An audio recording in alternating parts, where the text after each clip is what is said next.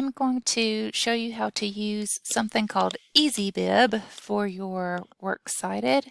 If you are using an article that you find on something like Google Scholar, which you can just type in Google Scholar, and you want to make sure that even though you are using Google Scholar, that you find things that do not end in .com. So .com is not an acceptable source, or it may be, but you need to get it pre-approved before you use it as a source.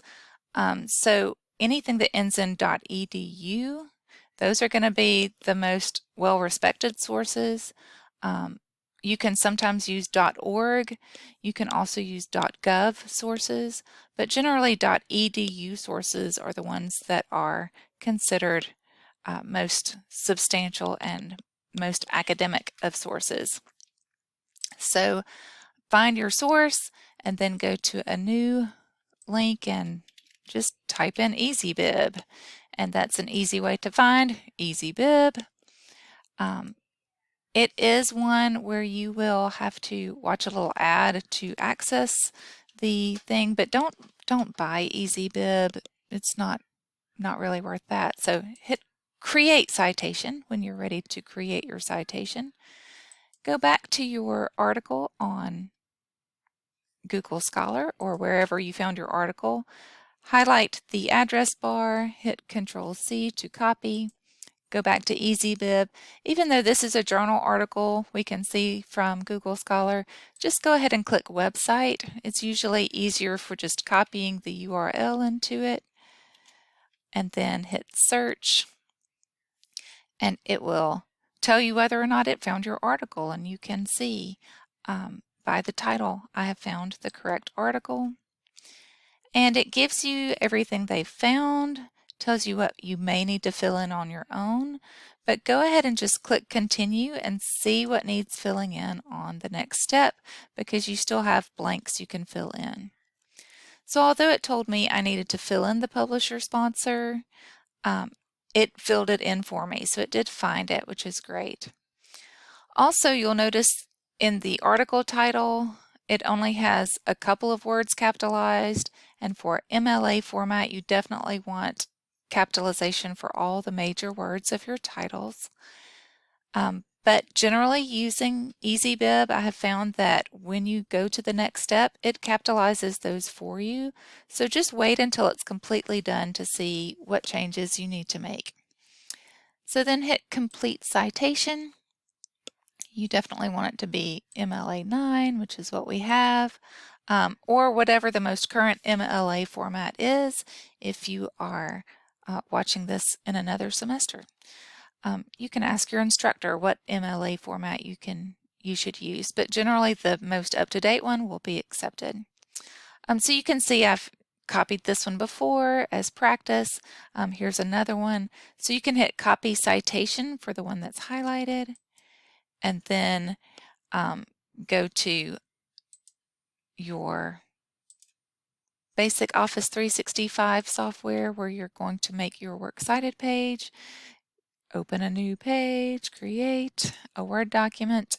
Now, for all of the MLA format requirements for my class, it's always 12-point Times New Roman.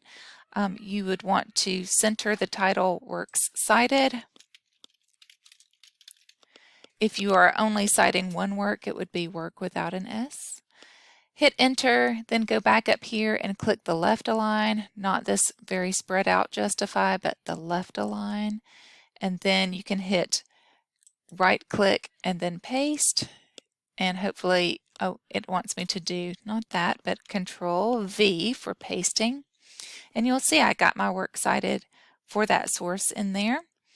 Any sources that come before the letter W, you need to put before that, because sources must always be in alphabetical order.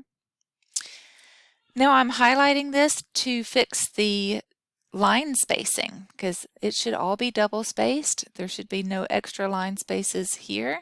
So go to the line spacing icon, hit 2, go back to the line spacing icon, you can tell when it's highlighted that these have a little more space there. I don't want that extra space.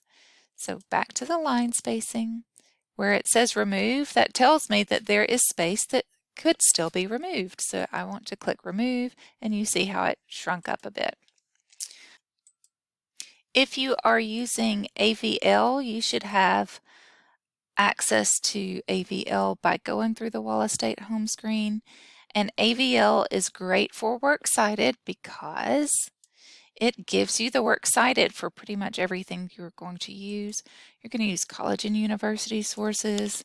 I'm going to type in Emerson again since that's who I had already used for the previous source. And when it brings up the source, let's see. All right, so Dickinson and Emerson, that's really interesting. Let's just click on that one and see what we get. So when you have a source here, again, AVL is great for doing the Works Cited for you. You click Cite, and you want to make sure you are using MLA. So you have to scroll down until you find MLA. Again, the most recent one is always good. I'm going to highlight this one. And I notice already I have some things in all caps, so I want to get rid of that for sure. This one started with a Y. The author was starting with a Y, so I'm going to make sure that I put it after W because Y comes after W. But I have to make anything that's in all caps in lowercase. I forgot that letter already. All right. And then the same with this one. Make it appropriate for writing an academic essay. Look, this has a lowercase letter here, so it's great to use the Works Cited given to you by your AVL source, but there are some little things you have to pay attention to. For example, the name of the journal that this article is in, it should be in italics. Also, the database title should be in italics like that. So those little things, make sure you look for those. Make sure your sources are in alphabetical order.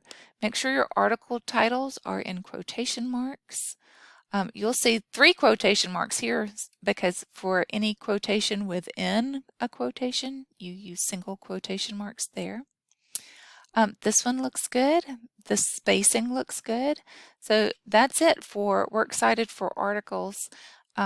Citing your works from your textbook. There is a separate video on that, so I will put that in the end notes for this video so you can check that out.